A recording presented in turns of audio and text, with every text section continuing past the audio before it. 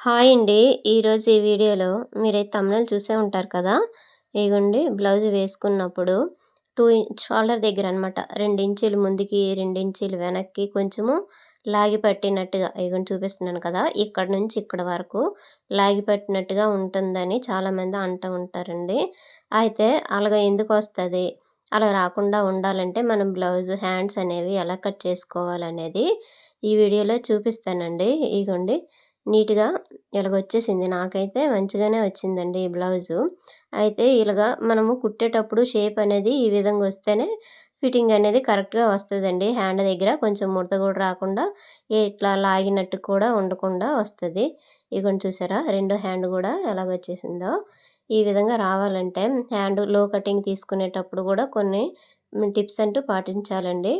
Hand cutting చేసేటప్పుడు hand గూడా కటింగ్‌లో గూడా కొన్ని టిప్స్ పాటించాలి. అలాగని స్టిచ్చింగ్ చేసేటప్పుడు గూడా మనము జాగ్రత్తగా స్టిచ్చింగ్ అనేది చేయాలండి. ఇప్పుడు వీడియోలోకెళ్ళిపోదాం రండి. ఇగోండి ఈ హ్యాండ్స్ అయితే నేనైతే కటింగ్ చేశానండి. హ్యాండ్స్ కటింగ్ అనేది మన వీడియోలో ఉంటది చూడండి. చాలా వీడియోలు అప్‌లోడ్ చేశాను. ఇవైతే నాకు హ్యాండ్ దగ్గర చంక దగ్గర అయితే చాలలేదండి. ఇవైతే జాయింట్ చేస్తున్నాను. ఈ జాయింట్ చేసేసాక నేనైతే లో కటింగ్ తీస్తానండి. లో కటింగ్ ద్వారా గూడా లో కటింగ్ తీసేటప్పుడు గూడా మనము జాగ్రత్తగా ఈ లో కటింగ్‌లో సన్నంగున్నోళ్ళకి ఒకలా తీయాలండి. కొంచెం లావుగున్నోళ్ళకి ఒకలా తీయాలండి. ఈ లో కటింగ్ గూడా కరెక్ట్‌గా తీయకపోతే మనకి ఇక్కడ పట్టేసినట్టు అట్లా ఉంటదండి. కొంచెం ముందుకు లాగినట్టుగా హ్యాండ్ దగ్గర అంటే షోల్డర్ దగ్గర ఉంటది. నేను తీసేటప్పుడు ఇగోండి వీడియోలో చూడండి. నేనైతే చంక పిలకలనేవి జాయింట్ అయితే చేసేసాను. చేసేసినాక నేనైతే ఎక్స్ట్రా ఉన్న క్లాత్ అయితే కట్ చేసేస్తున్నాను. ఈ జాయింట్ గూడా ఎలాగ వేయాలనేది ఇప్పుడు చూపిస్తాను. ఇగోండి పైనుంచి ఒక జాయింట్ అయితే వేస్తున్నానండి. ఇగోండి ఇలా జాయింట్ చేసి పైనుంచి ఒక కుట్టు వేసుకోవాలి. ఇంకోటి క్రింది వైపు నుంచండి ఇలా వేసుకోవాలండి. ఈ పైన ఒక కుట్టు కూడా వేసేస్తే స్టిఫ్‌గా ఉంటదండి. ఎక్స్ట్రా ఉన్న క్లాత్ అనేది తీసేయాలి. ఇలాగే ఫస్ట్ హ్యాండ్‌కి గూడా ఇదే విధంగా వేసేసుకున్నాను. ఇగోండి ఇలాగా. అయిపోయింది కదా! ఎక్స్ట్రా ఉన్నది తీసేసి ఇప్పుడు హ్యాండ్ అనేది కరెక్ట్‌గా పెట్టేసుకొని లో కటింగ్ తీస్తాను చూడండి. ఇప్పుడు హ్యాండ్ కటింగ్ చూసారా? హ్మ్. స్టార్టింగ్ నుంచి డౌన్ వచ్చేయకుండా అలాగా లైట్‌గా డౌన్ వచ్చేసింది. ఈ కటింగ్ అనేది వీడియోలో ఉంటది ఒకసారి చూడండి. ఇప్పుడైతే నేను లో కటింగ్ అనేది తీస్తున్నాను. ఈ లో కటింగ్ అనేది కూడాను మనకి చాలా ఇంపార్టెంట్. ఈ 2 హ్యాండ్స్ కూడా ఎదురెదురుగా పెట్టుకోవాలండి. ఎందుకంటే ఈ చంక పిలకలు జాయిన్ చేశాం కదా! అందుకోసము. ఇగోండి నాకైతే ఈ హ్యాండ్ ఆర్మ్ లూజ్ అనేది 9 ఇంచెస్ అండి. 9 ఇంచెస్ వరకు ఇక్కడ సెంటర్ నుంచి అయితే మార్కింగ్ చేశాను కదా! ఈ చంక డౌన్ అనేది నేను 3 ½ పెట్టానండి. కటింగ్ వీడియోలో ఉంటది. ఇగోండి ఇలా చూసేసుకోవాలి. ఇలా చూసుకొని టేప్‌ని ఇలా పెట్టేసుకొని సెంటర్ నుంచి ఇలాగా ఒక లైన్ గీసుకున్నామనుకోండి. ఈ లైన్ దగ్గరే మనం చూడాలి. అయితే ఈ ఇక్కడ ఉంటది కదా! షోల్డర్ దగ్గర నుంచి 1 ఇంచి ఒక మార్క్, ఇక్కడ నుంచి చంక దగ్గర నుంచి 1 ఇంచ్ మార్క్ పెట్టి, ఈ సెంటర్‌లోన నేను పెట్టేది ½ ఇంచ్ వరకు మార్కింగ్ పెట్టానండి. ఈ 3 మార్కింగ్‌లు కలుపుతూ ఇప్పుడు లో కటింగ్ అనేది తీసేసుకోవాలి. ఆర్మ్ స్కేల్‌తోనైతే కరెక్ట్ షేప్ అనేది వచ్చేస్తదండి. ఈ షేప్ నీట్‌గా వస్తేనే మనకి షోల్డర్ దగ్గర లాగి పెట్టేసినట్టుగా అట్లా రాదు. ఈ స్కేల్‌ని మళ్ళా ఉల్టా తిప్పేసి ఇగోండి ఇప్పుడు చూసారు కదా! ఈ షేపు అంటే ఐబ్రో షేప్‌లాగా మనం రావాలండి. మనం కట్ చేసేస్తే. ఇగోండి చూసారా? ఈ విధంగా. ఈ పీస్ వల్ల మనకి హ్యాండ్ దగ్గర లూజు కొంచెం టైటు పట్టేస్తది. ఇగోండి ఇక్కడ నుంచి 2 ఇంచెస్ వరకును ఇగోండి ఇక్కడ నుంచి 2 ఇంచెస్ వరకు ఒకే లెవెల్‌లోన మనం స్టిచ్చింగ్ అనేది చేయాలండి. కొంచెం ఎక్కువ, కొంచెం తక్కువ చేసేసినా సరే ఇందాక చూపించేటట్టుగా నీట్‌గా అయితే రాదండి హ్యాండ్. ఇప్పుడు జాయిన్ చేస్తున్నాను చూడండి. Back part already front, back అనేది జాయిన్ చేసేసాం కదా! ఈ జాయిన్ చేసేసాక ఇందాక చూపించానా ఇగోండి 2 ఇంచెస్ వరకు ఒకే లెవెల్‌లోన మనమైతే స్టిచ్ చేసుకొని రావాలి. ఇగోండి ఇలాగా ఫ్రంట్, బ్యాక్ 2 వైపులును. ఒక దగ్గర ఎక్కువ, ఒక దగ్గర తక్కువ అట్లయితే రాకూడదు. ఈ లో కటింగ్ అనేది ఫ్రంట్ వైపు వెళ్ళాలండి. ఇప్పుడు చూసుకోవాలి ఏది ఫ్రంట్ వైపు ఉంటదా, ఏది బ్యాక్ వైపు ఉంటదా అనేసి మనం చెక్ చేసుకుంటూ ఈ సెంటర్ నుంచి ఇలాగ పట్టేసుకోవాలి. స్లోగా పట్టుకోవాలండి. టైట్‌గా హ్యాండ్ క్లాత్ అనేది లాగామనుకోండి ఎక్కువ తక్కువ వచ్చేస్తదనమాట. ఇలా కుట్టేసుకొని రావాలి. లూజ్‌గా ఇలా కుట్టేసుకొని రావాలండి. ఎందుకంటే అస్సలు లాగొద్దు.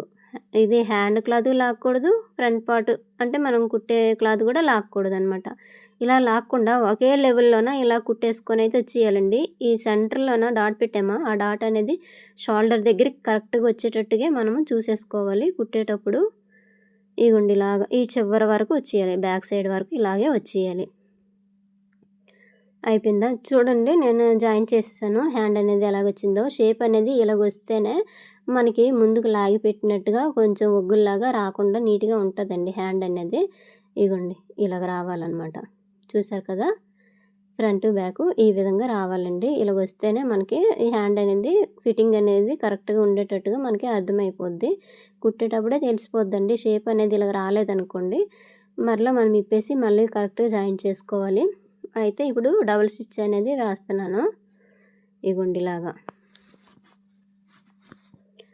చూసారు కదా! ఈ విధంగా జాయింట్ అనేది హ్యాండ్‌కి చేసుకోవాలండి. కరెక్ట్‌గా షేప్ అనేది నీట్‌గా ముందు కటింగ్‌లోనే ఉంటదండి. కటింగ్ తర్వాత కుట్టేటప్పుడు కూడా కొంచెం మనం అడ్జస్ట్ చేసుకొని కుట్టుకోవచ్చు. ఇగో చూసారు కదా! కొంచెం షోల్డర్ జాయిన్ చేసేటప్పుడు కొంచెం క్లాత్ చిన్నది ఎక్కువ ఉంటే ఇలా కట్ చేసేయడమే. అదేం పెద్ద ప్రాబ్లమ్ లేదు. మనం కట్ చేసుకోవచ్చు. ఇప్పుడు రెండో హ్యాండ్ కూడా జాయిన్ చేస్తున్నాను. ఈ సెంటర్ నుంచి ఇలా పట్టేసుకొని కొంచెం స్లోగా లూజ్‌గా ఇగోండి ఇలా పట్టేసుకోవాలి. కరెక్ట్‌గా సెట్ అయిందనమాట. అదే మనం హ్యాండ్ క్లాత్ గట్టిగా పట్టుకొని చూసామనుకోండి మెజర్‌మెంటు ఎక్కువ కనిపిస్తది. షోల్డర్ దగ్గరికొచ్చేసరికి ఆ డాట్ అనేది షోల్డర్ దగ్గరికి రాదు. ముందుకైనా వెనక్కైనా వెళ్ళిపోద్ది. అందుకోసం కరెక్ట్‌గా చూసేసుకోవాలనమాట. ఇగోండి ఇలాగ ఒకే లెవెల్‌లోనే ఇలా స్టిచ్ చేసుకొని వచ్చేయాలండి. ఇగోండి చూసారా? ఈ విధంగా అనమాట. మనము కట్ చేసేటప్పుడు షేప్ అనేది కనిపించేస్తది నీట్‌గా. ఇగోండి చూసారా? రెండో హ్యాండ్ కూడా నీట్‌గా వచ్చేసింది. ఇగోండి ఇలాగా.